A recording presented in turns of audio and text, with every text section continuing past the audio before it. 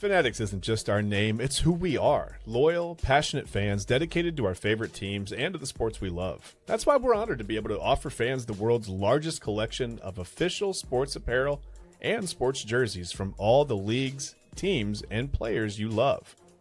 We feature a wide selection of gear from every league, including NFL, MLB, NBA, NHL, and NCAA merchandise, which allows us to serve fans of football, baseball, hockey, basketball, lacrosse, soccer, golf, and everything else that gets your heart pumping. Go to fanatics.com by using the QR code on your screen right now to celebrate your teams.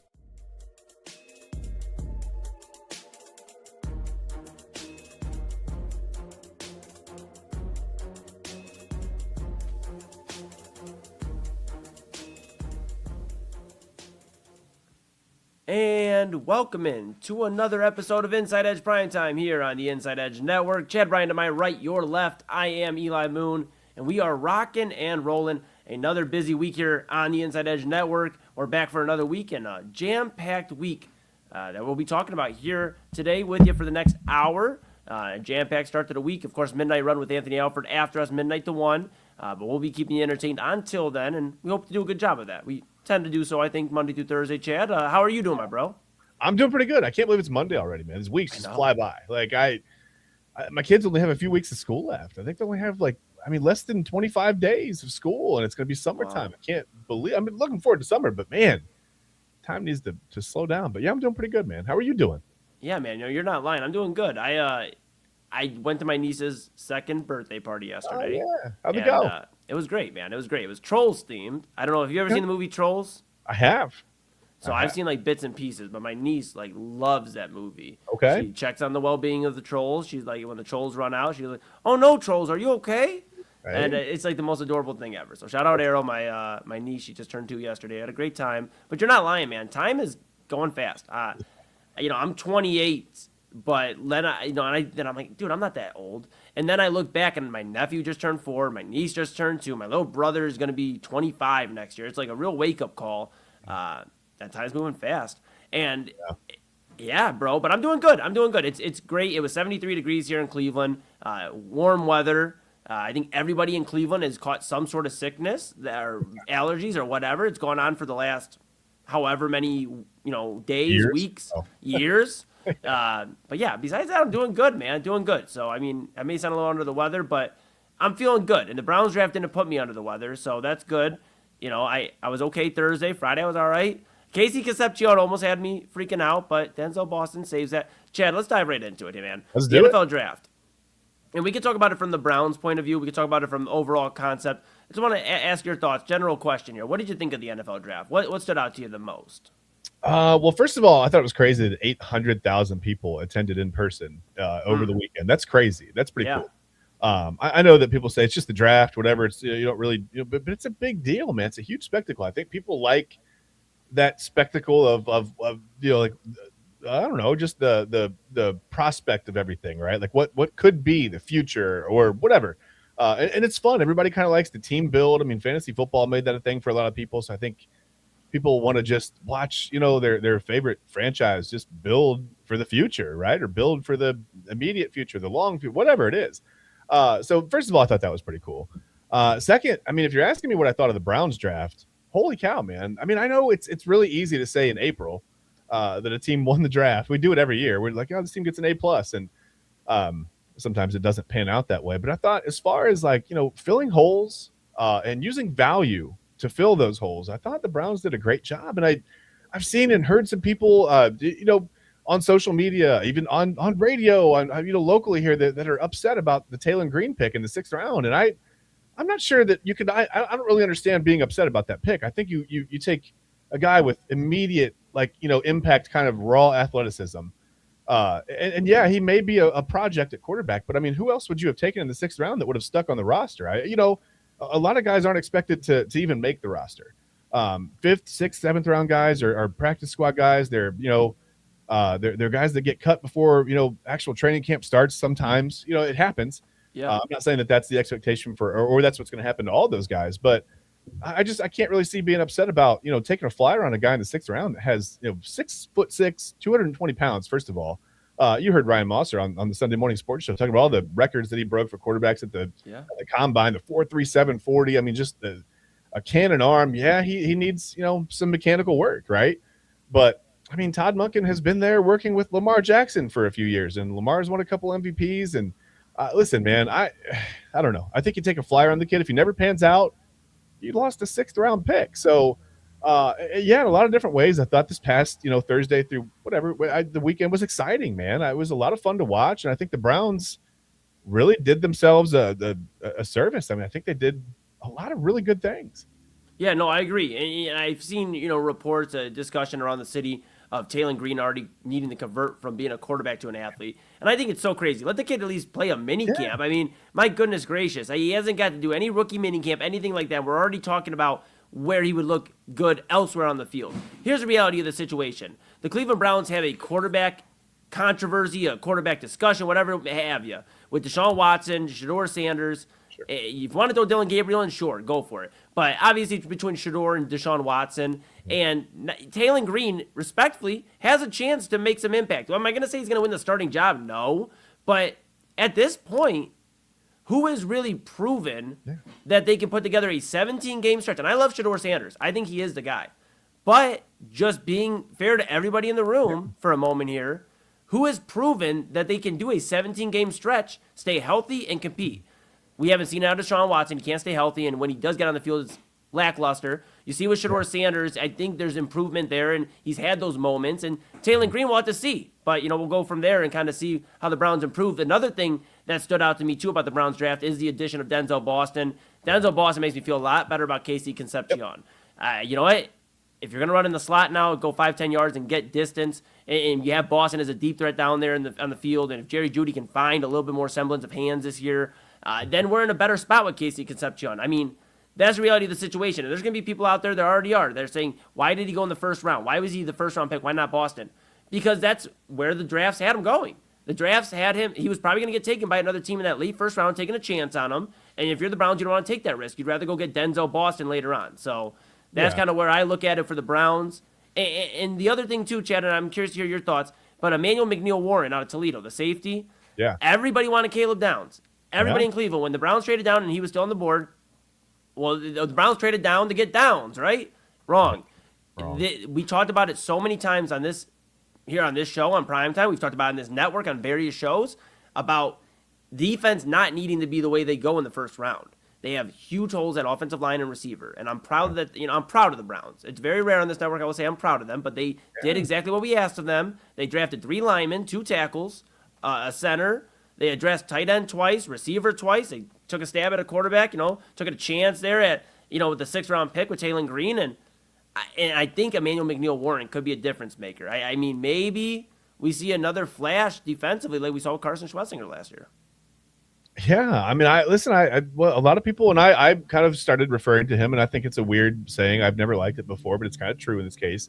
He is a little bit like he's like the poor man's Caleb Downs. And I'm not going to say that again. I promise I'm going to stop saying that. But I think you get a guy who's – and again, Caleb Downs is, I think, a generational talent, okay?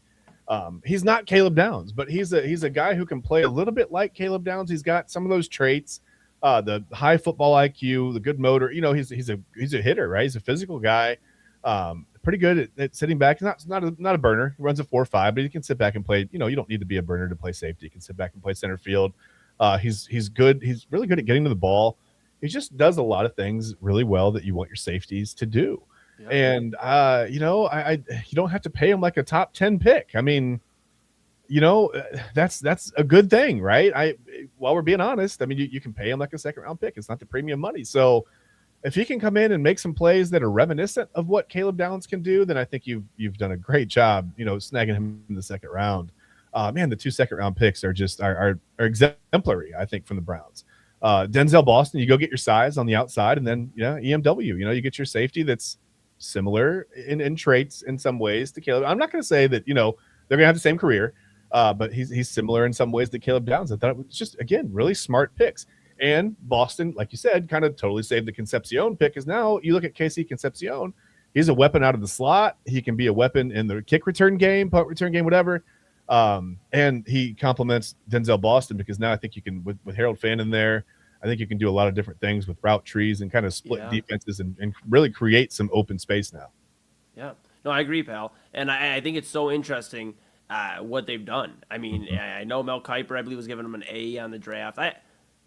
Look, let's just see these guys play. I'm happy how they drafted, but draft grades are. Can we hold off on draft grades for 5 years? Can we just like let them get through the rookie contract and then draft? Then give draft grades? Is that okay? I mean, so but the Emmanuel McNeil Warren pick really is one of my most excited for picks the Browns made. Right. Catherine Hickman in the Browns front office spoke about just his choosing to stay at Toledo. Right? He started at JUCO. Went to stay at Toledo, had offers, and he stayed. And she said that was very remarkable, considering that a lot of athletes now are transferring pretty much every year if there's not an opportunity or a better opportunity out there. And I think that kind of shows that the Browns were looking for somebody to stay loyal, to rock with them. Kind of with all the stuff going on in the offseason, right? The loyalty discussion with the Jim Schwartz stuff. And, is Myles Garrett loyal to the Browns? And that seems to be the big discussion. Are people loyal to the Cleveland Browns? Or are the Cleveland Browns loyal to them? And it seems like with this McNeil Warren pick, the Browns went out and got somebody that they feel, okay, this could be a guy we could build around in that safety position for a minute. And Grant Delpit's back there. Defense got stronger. I'm happy with it. But they addressed what they absolutely needed to. And for anybody out there, let me just make this note. Okay, right here on Primetime. Spencer Fano is the best offensive tackle in the draft. He was, he is, he will be. Okay. I'm confident saying that. Yeah. I think anybody out there still questioning if he's a right tackle going to left tackle has simply not done their homework. And I'd advise anybody out there to do their homework. Because Spencer Fano moved over to right tackle after being a player of the year at left tackle. Yeah. Because if not, Caleb Lamu, who went in the first round this year as well, may not have been on the field till literally this upcoming fall. Hey, I'm one of those people that needed to do my homework, Eli. I didn't like it at first. I didn't love I told you, I've said it before the draft. I said, please don't draft a right tackle and try to move him to the left side. And then when it happened, I did a little bit more of my homework on Spencer Fano, and I said, you know what? If anybody can handle it, though, it's going to be this kid. He's played extensively at left tackle. He's been very, very good there. So I was one of those people that needed to do my homework, and I did my homework, and I think I came to the right answer. I'm happy with it. We'll see. Again, we'll see. Let me ask you this. Yes. While we were talking about quarterbacks, we were talking about Taylor Green, and what did you think of some of the where some of the quarterbacks went and notably didn't go?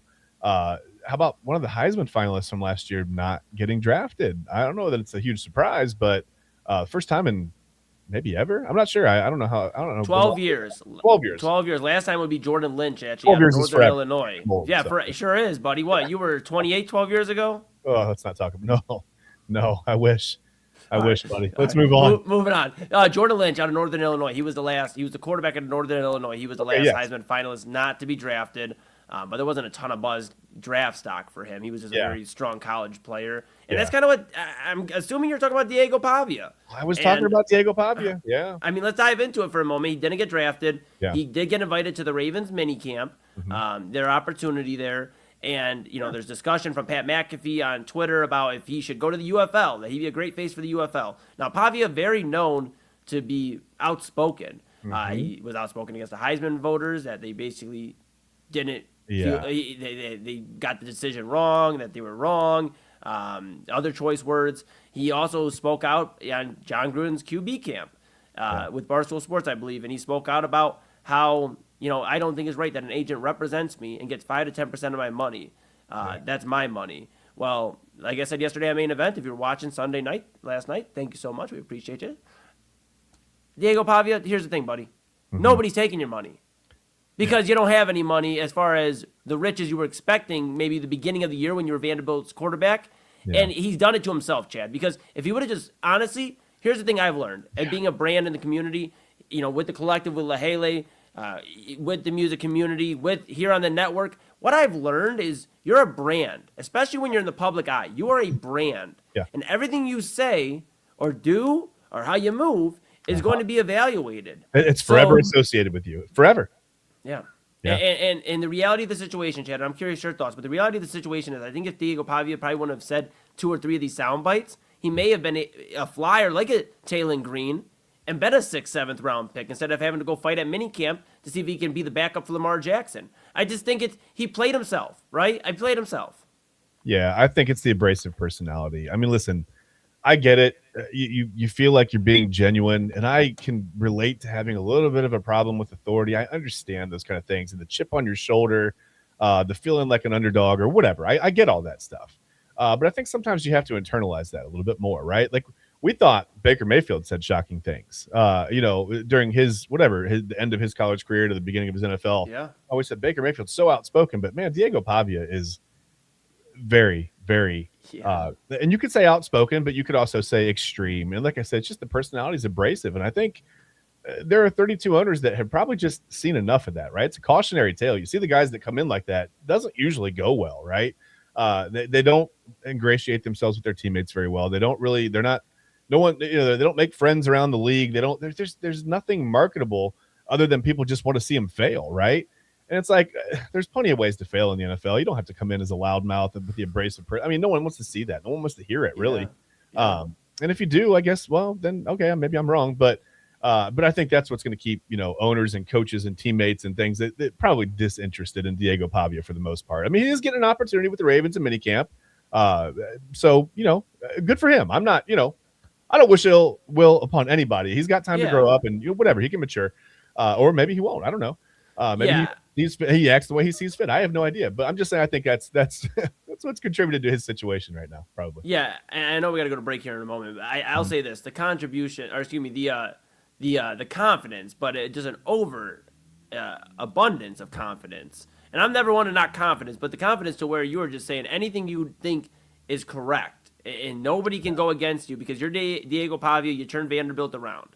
Well, you're also an undersized quarterback that unfortunately says things that a lot of NFL teams aren't going to want their leader of their franchise to be saying. So that's what it comes down to as well. Definitely don't wish anything bad. In terms of we'd like to see him succeed. We here on Inside Edge Primetime, we want to see everybody succeed. But the reality of the situation is, it is sports. Mm-hmm. Somebody's got to win. Somebody's got to lose. Somebody's got to not make a team. And Diego Pavia might be the odd man out because of things he said, all the way back to the Heisman finalist night. The Heisman Trophy celebration. So if all else fails, Eli, be marketable, right? I mean, if all else fails, I mean, you might get a shot if you're marketable, but that personality, those things, those words, really marketable. Not at all, pal. Yeah. The other thing, we're going to go to break here. You asked about quarterbacks that were notable. Drew Aller going, I believe, 76th overall to the Pittsburgh Steelers. Yeah. That was very interesting. And we'll talk about that later this week. I think Drew Aller we might have just saw the starting quarterback for the Pittsburgh Steelers be drafted. And Kyle Cornell, who's on Unfiltered with Kyle Cornell, got some exciting news here on the Inside Edge Network coming up with that soon. But he brought up on his debut episode about Drew Aller before the draft and how he believes he is, I believe, one of the best, if not the best, quarterbacks in this draft. So I'm definitely curious to hear what Kyle's thoughts are. We'll actually have him on tomorrow night here on Inside Edge Primetime. So make sure you follow Inside Edge Net, like, subscribe to all the great stuff. We'll have him on. We'll be discussing his show, Unfiltered with Kyle Cornell, what to expect with that. And obviously we'll get his thoughts, takes on the draft. How about that? Or his thoughts. Yeah, whatever. Something like that. Tater tots, we're rocking. Ooh. Why do you do this to me? You can't say food stuff, man. We do the BA Sweeties commercial. And shout out all our great sponsors. Check out the QR code with Chad right above his head there. It'll take you to InsideEdgeNetwork.com/partners where you can check out BA Sweeties. You can check out all of the great stuff, Fanatics, and some other sponsors as well. Not to mention AlleyRoseFragrances.com. We'll have W Energy. We'll have Mosser Moments. And, of course, Sports Memorabilia. We have some great stuff coming up. We appreciate all of our great sponsors. You'll hear from them later on in the show. Of course, you've heard from Fanatics. You've heard from BA Sweeties. Go to the code. Check it out. And, of course, like we mentioned, yeah, that's right, pal. Like and subscribe in Inside Edge Net on all the socials. And there's a website for you where you can get to all the great stuff. All right. That was a lot here. We appreciate you staying locked in with us. Yes. Chad and I are both under the weather, so together we have one working, functional brain. And we think we did all right so far. That's way more than normal for us, so we're doing pretty good. We're doing pretty damn good. So that's Chad Bryan. I'm Eli Moon. This is Inside Edge Primetime here on the Inside Edge Network. When we come back, we're going to talk about those Guardians. It was a little rough in Cleveland today, but it's a cavalry on the way, Chad. Maybe. We'll talk about it when we get back. We'll talk about it when we get back. This is Inside Edge Primetime. That's Chad Bryan. I'm Eli Moon. We're back right after this.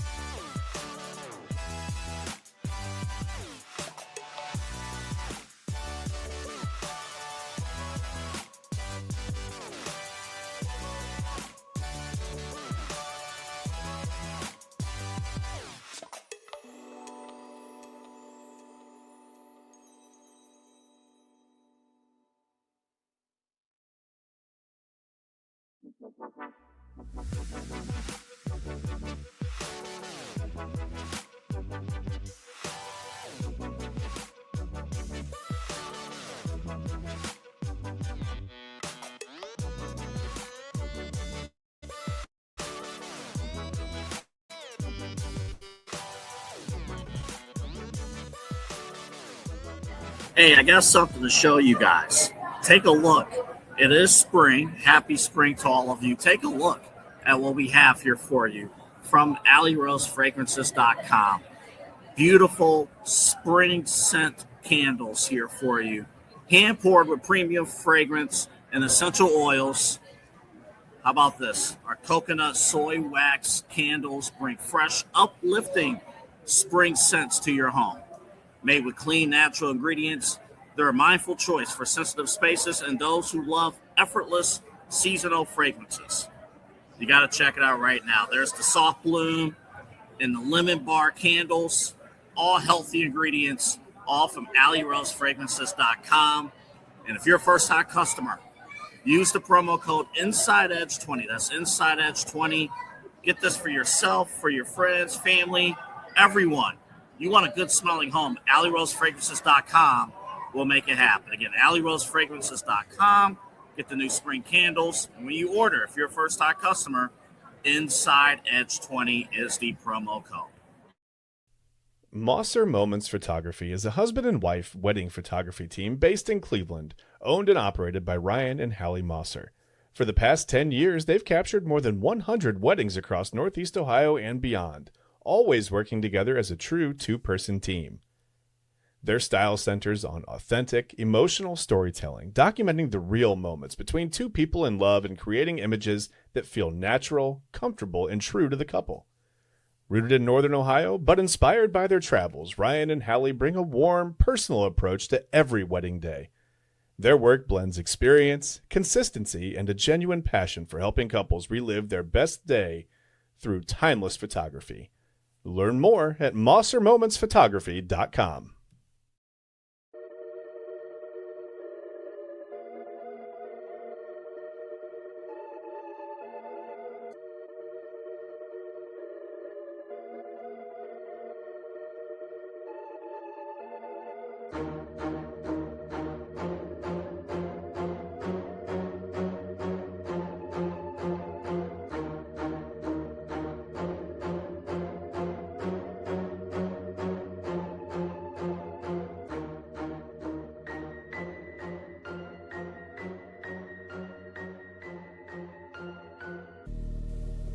And welcome back to Inside Edge Primetime here on the Inside Edge Network. Chad Bryan, he's over there somewhere to my right, which would be your left. I'm Eli Moon, and we are back. Chad's hitting the shoulder turn. You know we're off to a good start. When his shoulders are moving, he's 46 years old in case you were wondering. So when his shoulders are moving like that, he might be a second-round talent. Not a first-round, buddy. Sorry, you're but second round in my eyes for sure. Hey, I'm good. Undrafted free agent. I'm fine. Just give me a chance. Well, you know what? If Diego Pavia gets a minicamp opportunity, maybe we can get you one. Yeah, I'm slightly less abrasive. Yeah.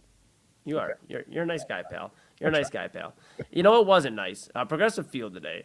I'm sure it was nice. 73 degrees. It was a beautiful day, and the Guardians had the lead in the 8th inning. Hunter Gaddis goes up there. They're up 2-1.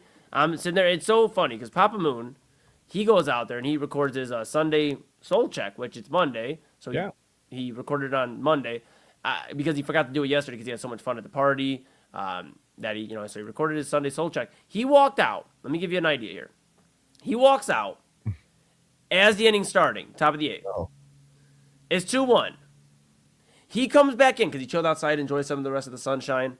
He comes back in, Chad. It is 3-2 Rays in that same inning. Guardians do fall to the Rays 3-2 today. Hunter Gaddis in the bullpen, and I don't want to put it all on Gaddis, but I mean he did give up the runs, I believe. Yeah, he got an out. Yeah, I mean Yeah. But it's just that bullpen, man. Chad, I mean I don't know where to start. I mean I know everybody's gonna harp on the offense. We got some news here. Talk about it in a second when it comes to the Guardians and maybe some cavalry and relief on the way for the Guardians offensively. Hopefully it's a bullpen guy. No, it's not. It sure ain't. And that's the question. It's just like we talked about Kate Smith. We've talked about Hunter Gaddis now today. I mean.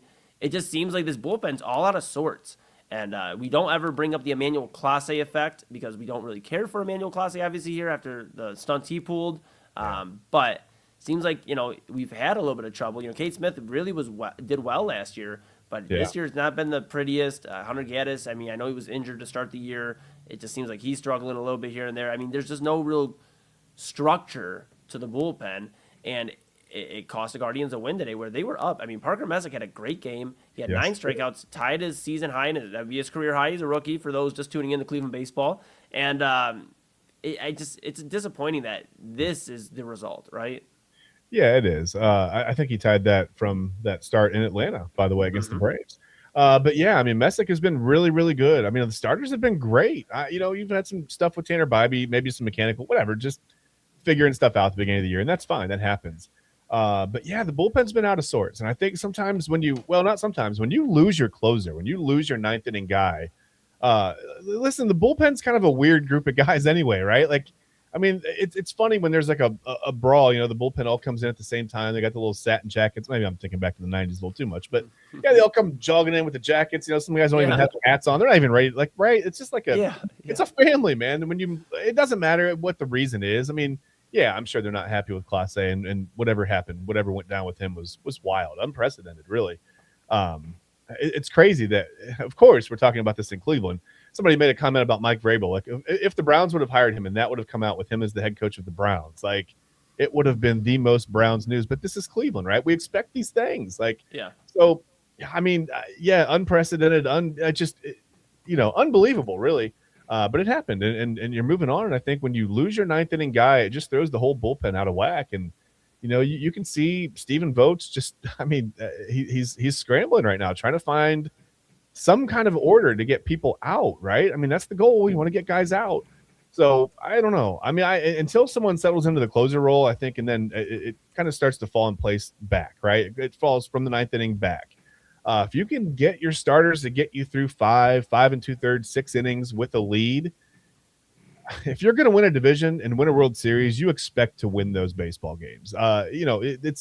It's unforgivable to lose as many games as the Guardians have, and it's early. They can turn it around, but you got to do it quickly. Yeah, the bullpen was rough today, Chad, and the offense. I was disappointed by the end. The bottom of the 9th, Manzardo gets on. DeLauder brings him over to third. He gets it. Both the winning run is literally on second, and they have 1 out, and it just embarrassing. I've been using that word a lot. It's been the story for years. Runners in scoring position, right? If you're a Cleveland Indians, Guardians fan, however you've been along, with the team, RISP, those letters probably haunt your dreams, right? They're just never very good with runners in scoring position. It's frustrating.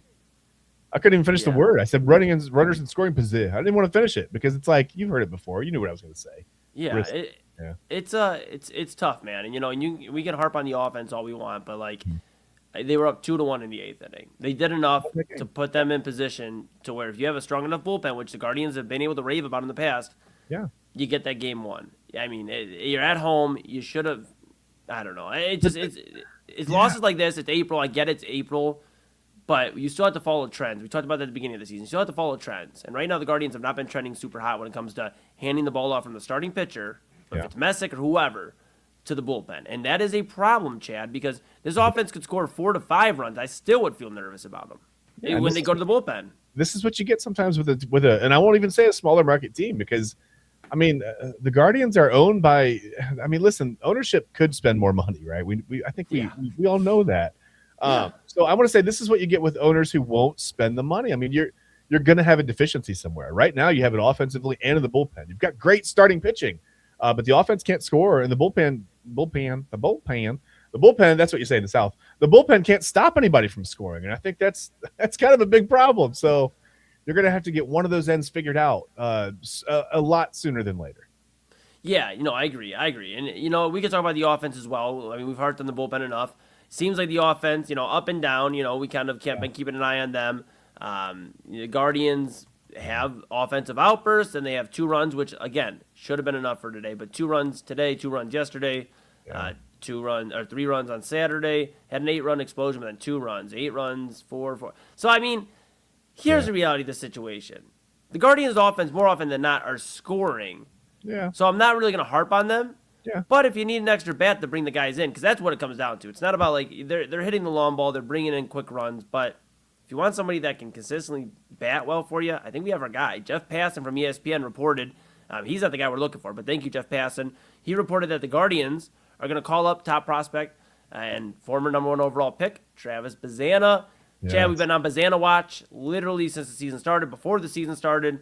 Even last season, I feel like we were on Bazzana watch. Yeah. And he is officially in Cleveland. I believe Tuesday is going to be his debut.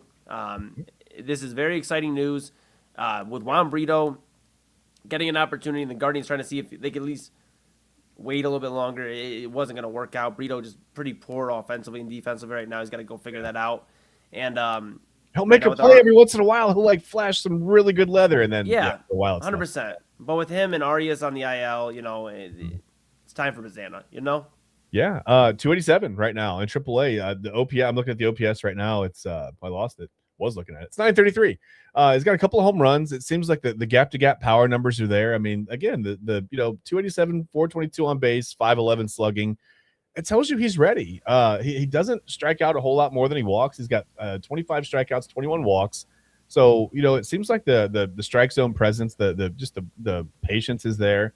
I think you may find him. He may. Well, I don't know. I don't want to predict anything, but sometimes when guys have a little bit of trouble in AAA, it's like I've said this to you before. Younger guys will say they get to the majors and it's almost easier to hit because the pitchers are more in the strike zone, right? In the majors, yeah they have better stuff, but you see more consistent strikes. So sometimes that happens. Hopefully that's a thing with Bazzana. Hopefully he can crank it up a little bit, and I mean if he becomes a 300 hitter and he can give you 15. 18, 20 home runs down the stretch. You hope he can, because right now, I mean, you've seen the Guardians kind of slide out of first place. The Tigers have taken over first place by half a game. So they're going to have to get something going. Like I said, they're going to have to figure out something on offense. If you add a bat, great. Maybe find someone that maybe they project long-term as a starting pitcher in the minors, but let's bring them up and see how they can adjust to bullpen life, because you've got to find someone down there to get outs pretty consistently. But I'm excited about Bazzana. I'm excited to see what he can do. Yeah, we were talking, me and Papa Moon and I, before the show, and we were, it may be a little too early, but maybe Matt Tugboat Wilkinson, who I believe is in Akron right now, I believe boasting a below 2 ERA. Yeah. And, maybe, the whole discussion of how that started was Papa Moon was like, don't we have the Little League World Series kid was like the very famous? And I'm like, there ain't no way, Pops. There ain't no way. So we spent like a solid 5 to 10 minutes trying to find what was going on. Research. Matt Tugboat, and it turns out Tugboat was the kid in the Little League World Series that was the famous. I know him as Tugboat Wilkinson, who's taking care of business in Akron right now. I think he could be something interesting for the Guardians bullpen wise. But to pivot back to Bazzana for a moment, I think we talked about he needs to find a little bit more momentum. He is batting a little bit better, like you mentioned, 287 batting average, a little bit pop in the bat. I think just adds a spark. With DeLauder is a power hitter. I know everybody was excited, and I was too, about him being above 300, almost at, over 400 after the first few games. I mean, I get it. But let's be real. He is a power hitter. He's going to make very strong contact with the ball, but it's going to usually go over the yard, or it's going to probably line out to an outfielder. I mean, that's the reality of the situation. I mean, I know he roped one in the right field today in the 9th inning, but reality of the situation is he's going to probably bat 220 to 250. That is his range. We're just hoping for the power. Same thing with Manzardo. So that's why you hope this Travis Bazzana call-up. 25 and 30-plus home runs, Yep. Exactly. And that's why you hope the Travis Bazzana call-up, Chad, is the guy that can bat. He's batting 287 right now. Hopefully he can bring that up and at least be around there, 280, 290. I mean, that'd be ideal for the Guardians. Even 260, Eli. I mean, honestly, like a guy, I mean, it'd be great. Yeah, so, it would be. It would be, and I hope, we're looking at a lineup, you move over. I mean, what do you do with Bryan Rocchio? It seems like, we talked about the numbered days for him and Gabriel Arias. Yeah. Rocchio, it could be a situation where Daniel Schneemann ripping the cover off the ball. I think 13 consecutive games he's had a hit or reached base. So Daniel Schneemann could very easily, as a utility player, move over to short for the time being. Bazzana comes up and is going into his natural position at second base. Yeah. And Bryan Rocchio's chilling on the bench until we figure out what to do with him. I mean, that seems to be the reality of the situation. I mean, the Guardians need to have consistent offense. And like I said, they've kind of proven us wrong a little bit the last 10 days in terms of 4 runs here, 8 runs here. And they've provided some pop We also know how this offense gets, though, later on in the year. So it's good to address it now before it becomes a problem. Yeah, and maybe that's the reason for the call-up. Maybe it's because, you've got so many guys that are getting shuffled around for different reasons that, well, here's Bazzani. He can play his natural position. We don't have to worry about transitioning him, to left field or right field or wherever, right? Yeah. You can bring him up and he can play at second base now because of kind of how things have fallen. And by the way, while we're talking about the bullpen, Cal Steven is still down here in Double-A. He's going pretty well. I mean, he can touch 97, 98 with his fastball. You can't tell me that he can't come in with that fastball slider combo and get guys out for 1 inning right now out of the bullpen. Yeah, but they might. At the same point, though, you just brought up about Bazzana. They may not want to mess with him. He's a starter. He's a guy that could Pitcher's be. pitch, though, man. Listen, if you got to use him out of the bullpen for a little bit, I think he'd be fine with that.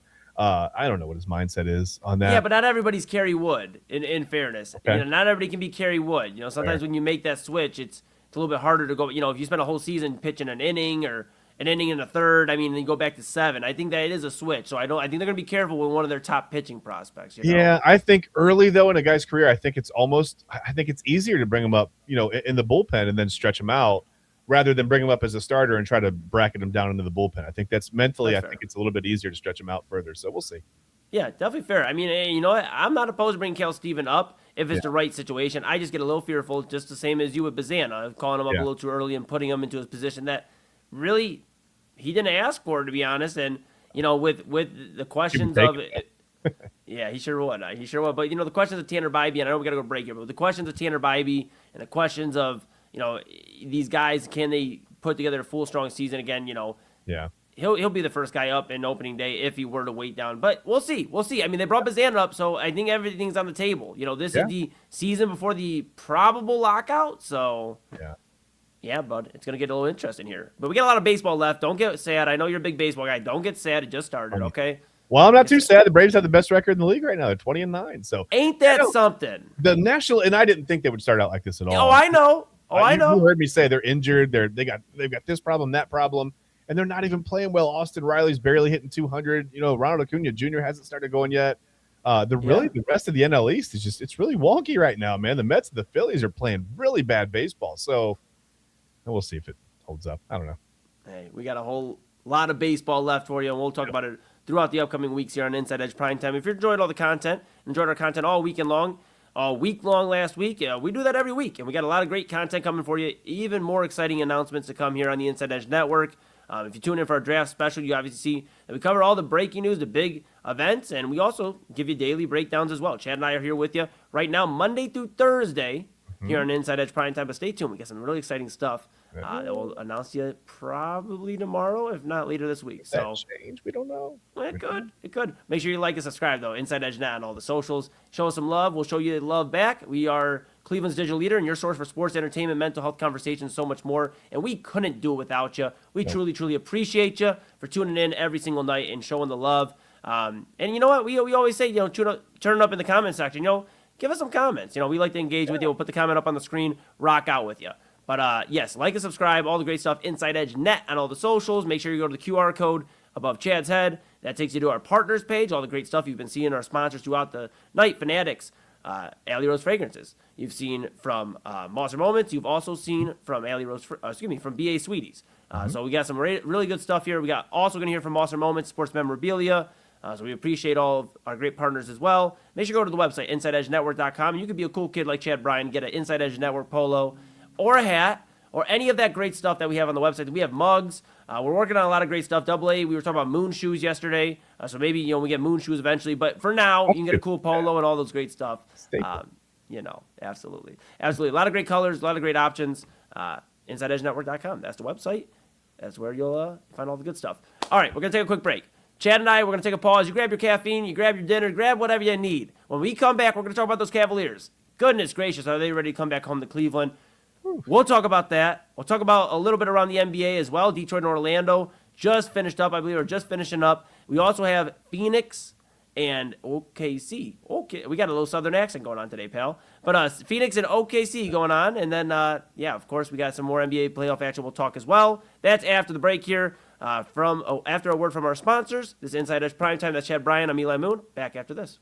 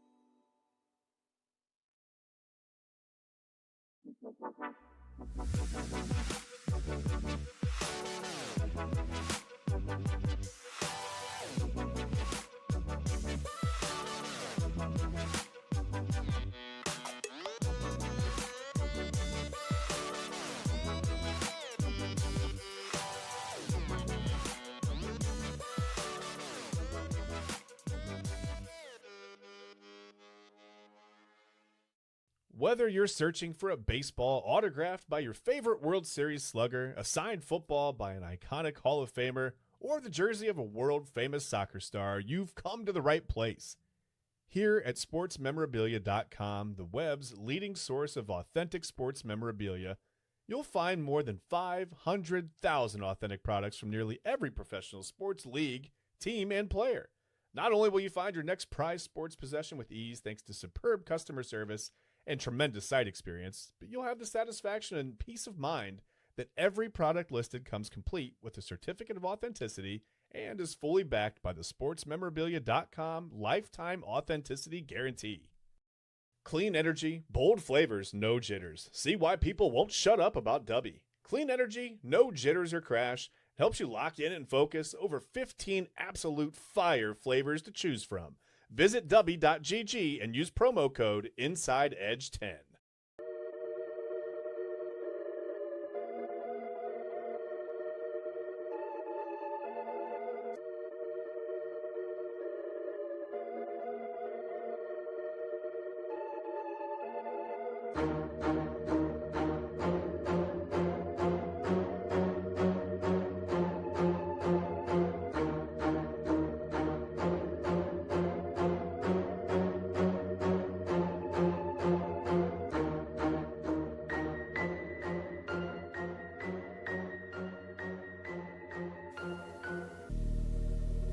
And welcome back to Inside Edge Primetime here on the Inside Edge Network.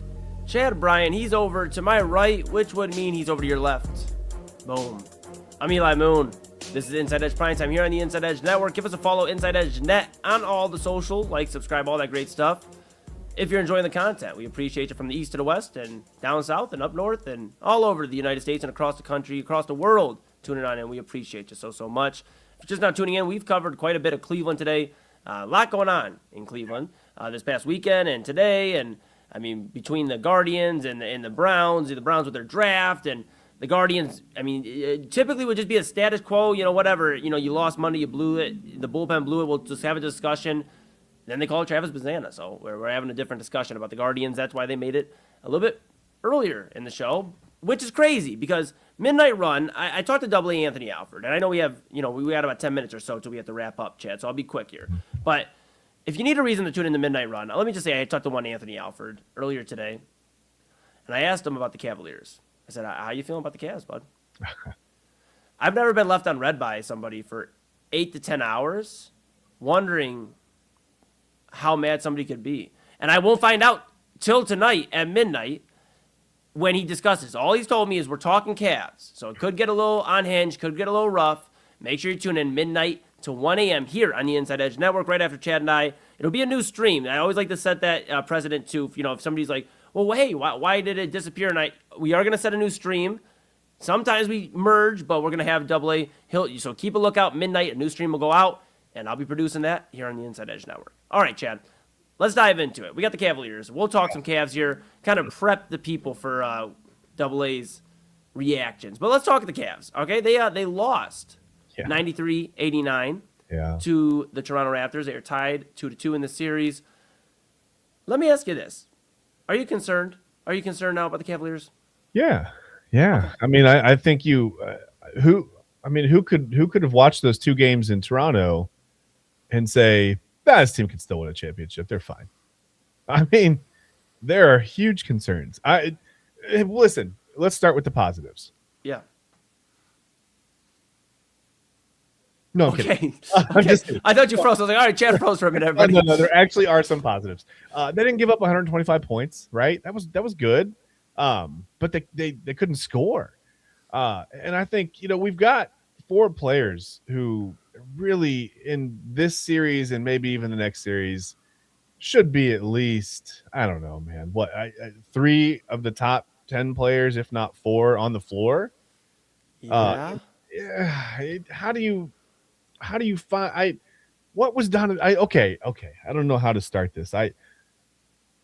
It's 90 whatever to whatever late in the game. Donovan Mitchell gets, and again, they weren't getting great looks in the lane. I know the Cavs were having trouble getting to the rim for whatever reason, even though they have all the size. They have the size advantage, but couldn't get a bucket in the paint. So Donovan Mitchell throws up like a 38-footer trying to draw a foul. And can we talk about the challenge rule? I don't think it would have helped the Cavs.